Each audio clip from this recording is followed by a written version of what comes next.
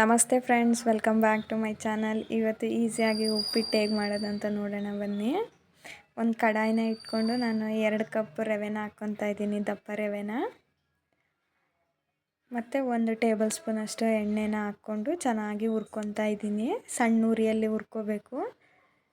ಚೆನ್ನಾಗಿ ಹುರ್ಕೊಂಡಾದಮೇಲೆ ಅದನ್ನು ಕೆಳಗೆ ಇಳಿಸ್ಕೊಂಡು ಒಂದು ಪಾತ್ರೆನ ಇಟ್ಕೊಂಡು ಅದಕ್ಕೊಂದು 4 ಟೇಬಲ್ ಸ್ಪೂನ್ ಅಷ್ಟು ಎಣ್ಣೆನ ಹಾಕ್ಕೊತಾ ಇದ್ದೀನಿ. ಮತ್ತು ಕಡಲೆಬೇಳೆ, ಸ್ವಲ್ಪ ಕರಿಬೇವಿನ ಸೊಪ್ಪು ಮತ್ತು ಸಾಸಿವೆ ಜೀರಿಗೆನ ಹಾಕ್ಕೊಂಡಿದ್ದೀನಿ. ಸಾಸಿವೆ ಜೀರಿಗೆ ಎಲ್ಲ ಚಟಪಟ ಅಂದಮೇಲೆ ಕಟ್ ಮಾಡಿರ್ತಕ್ಕಂಥ ಹಸಿಮೆಣ್ಸಿನ್ಕಾಯಿನೂ ಹಾಕ್ಕೊತಾ ಇದ್ದೀನಿ. ಒಂದು 5ರಿಂದ 6 ಹಸಿಮೆಣ್ಸಿನ್ಕಾಯಿ, ಒಂದು 4 ಈರುಳ್ಳಿನ ಕಟ್ ಮಾಡಿ ಹಾಕ್ಕೊತಾ ಇದ್ದೀನಿ. ಮತ್ತು ಒಂದು 3 ಟೊಮೊಟೊನ ಕಟ್ ಮಾಡಿ ಹಾಕ್ಕೊತಾ ಇದ್ದೀನಿ. ಹಾಕಿದ್ಮೇಲೆ ಒಂದು ಸತಿ ಚೆನ್ನಾಗಿ ಮಿಕ್ಸ್ ಮಾಡ್ಕೊತಾ ಇದ್ದೀನಿ. ಮತ್ತು ಇದಕ್ಕೆ ಕ್ಯಾರೆಟು ಮತ್ತು ಬೀನ್ಸ್ ಕೂಡ ಹಾಕ್ತಾಯಿದ್ದೀನಿ. ಮತ್ತು ನೀವು ಆಲೂಗೆಡ್ಡೆ, ಬಟಾಣಿ ಕೂಡ ಇದಕ್ಕೆ ಹಾಕ್ಬೋದು, ತುಂಬ ಚೆನ್ನಾಗಿರುತ್ತೆ. ನಾನು 2 ತರಕಾರಿ ಹಾಕ್ಕೊಂಡಿದ್ದೀನಿ.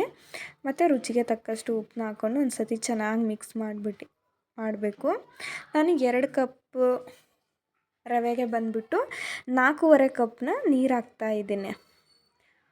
ಅಂದರೆ ತುಂಬ ಉದುರಾಗಿ ಚೆನ್ನಾಗಿರುತ್ತೆ. ಪ್ಲೇಟ್ ಮುಚ್ಚಿಟ್ಟೆ. ಈಗ ನೋಡಿ ಒಂದು 5 ನಿಮಿಷ ಆದಮೇಲೆ ಅದು ಕುದಿ ಬರ್ತಾ ಇದೆ. ಚೆನ್ನಾಗಿ ಕುದಿ ಬಂದಮೇಲೆ ನಾನು ಅದಕ್ಕೆ ರವೆನ ಸೇರಿಸ್ಕೊತಾ ಇದ್ದೀನಿ. ಯಾವುದೇ ಥರ ಗಂಟು ಆಗೋದಿಲ್ಲ, ನೀವು ಆರಾಮಾಗಿ ಸೇರಿಸ್ಕೋಬೋದು.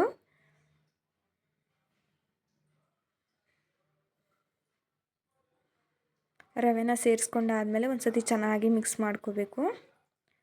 ಅಂದರೆ ರವೆ ಹಾಕಿದ ಮೇಲೆ ಸ್ಟವ್ನ ಚಿಕ್ಕ ಉರಿಯಲ್ಲಿ ಇಡಿ, ಯಾಕಂದರೆ ಅದು ಸಿಡಿಯುತ್ತೆ ಅಲ್ವಾ, ಅದಕ್ಕೆ ಚಿಕ್ಕ ಉರಿಯಲ್ಲಿ ಇಡಿ. ಈಗ ನೋಡಿ ಚೆನ್ನಾಗಿ ಕುದೀತಾ ಇದೆ. ಒಂದು ಸತಿ ಚೆನ್ನಾಗಿ ಮಿಕ್ಸ್ ಮಾಡ್ಕೋಬೇಕು. ಮಿಕ್ಸ್ ಮಾಡ್ಕೊಂಡಾದಮೇಲೆ ನಾನು ಸೈಡಲ್ಲಿ ಒಂದು ನಿಂಬೆ ಹಣ್ಣನ್ನ ಕಟ್ ಮಾಡಿ ರಸ ತೆಗೆದಿಟ್ಕೊಂಡಿದ್ದೆ, ಅದನ್ನು ಕೂಡ ಸೇರಿಸ್ತಾ ಇದ್ದೀನಿ. ಈ ರಸನ ಅಂದರೆ ಈಗ ಉಪ್ಪಿಟ್ಟಾದಮೇಲೆ ಇಳಿಸ್ತೀವಲ್ವ, ಆವಾಗ ಸೇರಿಸ್ಕೋಬೇಕು, ಚೆನ್ನಾಗಿರುತ್ತೆ.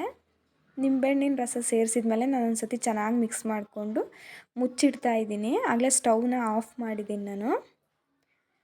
ಒಂದು 5 ನಿಮಿಷ ಮುಚ್ಚಿಟ್ಟಾದಮೇಲೆ ಈಗ ಓಪನ್ ಮಾಡ್ತಾ ಇದ್ದೀನಿ. ನೋಡಿ ಎಷ್ಟು ಚೆನ್ನಾಗಿ ಬಂದಿದೆ ಅಂದರೆ ಉದುರಾಗಿರುತ್ತೆ ನಿಮಗೆ. ಇಲ್ಲ ನಮಗಿನ್ನೂ ತೆಳು ಬೇಕಂದರೆ ನೀವು 5 ಕಪ್ ನೀರು ಹಾಕ್ಕೋಬೋದು, ಸಾಕು. 4.5 ಕಪ್ ಹಾಕಿದ್ರೆ ನಿಮಗೆ ಉದುರಾಗಿ ಚೆನ್ನಾಗಾಗುತ್ತೆ. ನೋಡಿ, ಈ ರೆಸಿಪಿ ಇಷ್ಟ ಆದರೆ ಲೈಕ್ ಮಾಡಿ, ಶೇರ್ ಮಾಡಿ, ಸಬ್ಸ್ಕ್ರೈಬ್ ಮಾಡಿ. Thank you.